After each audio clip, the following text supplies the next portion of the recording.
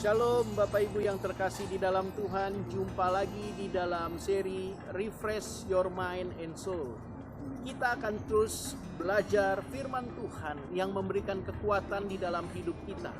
Hari ini kita akan sama-sama merenungkan satu kebenaran firman Tuhan dari Injil Matius pasal yang ke-9 ayat yang ke-13. Injil Matius pasal yang ke-9 ayat yang ke-13, demikian firman Tuhan. Jadi pergilah dan pelajarilah arti firman ini.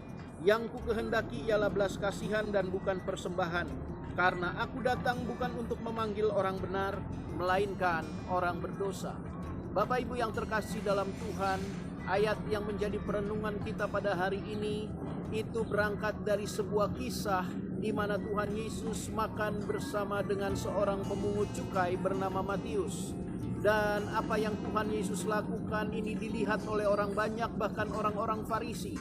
Dan orang-orang Farisi mulai melontarkan kritik, mulai melontarkan sebuah protes kepada murid-murid Tuhan yang juga ada di sana.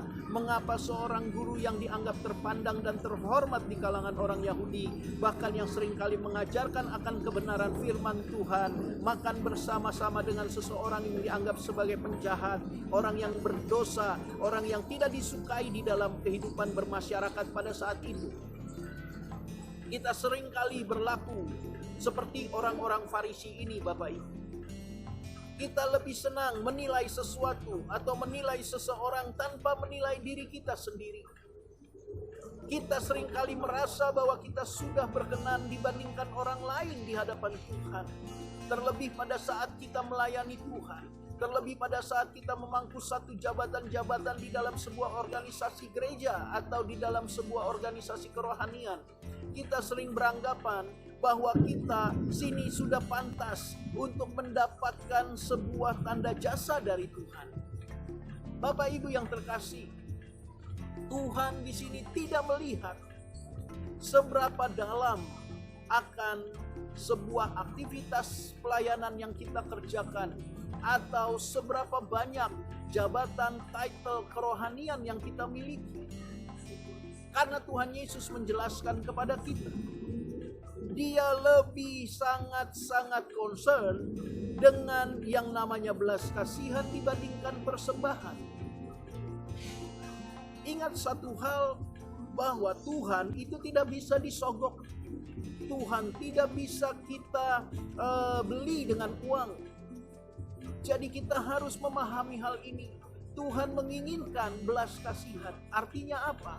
Dia mau di dalam setiap hati kita, anak-anak Tuhan yang percaya kepada Tuhan, memiliki belas kasihan dibandingkan hal-hal lain. Berbicara tentang materi atau berbicara tentang hal-hal lain yang hanya bersifat tidak batiniah, tetapi hanya bersifat secara lahiriah. Apa gunanya Bapak Ibu memiliki titel di bidang rohani atau jabatan di bidang rohani?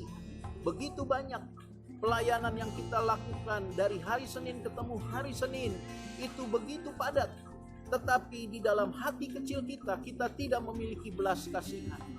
Sementara Tuhan datang karena Dia memiliki belas kasihan untuk mereka yang terhilang, mereka yang berdosa, yang membutuhkan pemulihan. Itu sebabnya Dia datang dari surga masuk ke dalam dunia ini untuk Dia bisa menyatakan kasih-Nya kepada Bapak, Ibu, dan saya. Mari kita lihat di sekitar kita. Orang-orang yang membutuhkan belas kasihan dari Tuhan. Kita harus memahami bahwa Tuhan menyalurkannya lewat kehidupan kita. Dia memakai hidup kita untuk menyatakan belas kasihan yang ada di dalam hatinya. Sementara kita, Bapak Ibu, mungkin selama ini kita memalingkan muka, memalingkan wajah kita kepada mereka-mereka yang memiliki kesempatan untuk dilayani, mereka-mereka yang sungguh-sungguh butuh dipulihkan. Bapak Ibu yang terkasih dalam Tuhan, berbicara belas kasihan itu tidak harus kita memberikan sesuatu, tetapi saat kita memberikan hati kita dan peduli kepada sebuah kesulitan orang lain atau pergumulan orang lain, dan kita hadir di dalam hidupnya untuk meringankan beban dan meringankan pergumulan yang dia hadapi di dalam hatinya, yang membuat dia mungkin tawar hati dan yang membuat dia mungkin menjadi orang yang berputus asa, itu pun sudah merupakan berkat di dalam kehidupan orang tersebut, dan kita sudah menyatakan belas kasihan Tuhan kepadanya. Hari ini lihat di sekitar kita, siapa yang membutuhkan belas kasihan? Mari pahami hal ini. Lewat kitalah Tuhan menyatakan belas kasihan-Nya. Layani, lakukan, dan tetaplah setia untuk menjadi berkat dalam kehidupan setiap orang.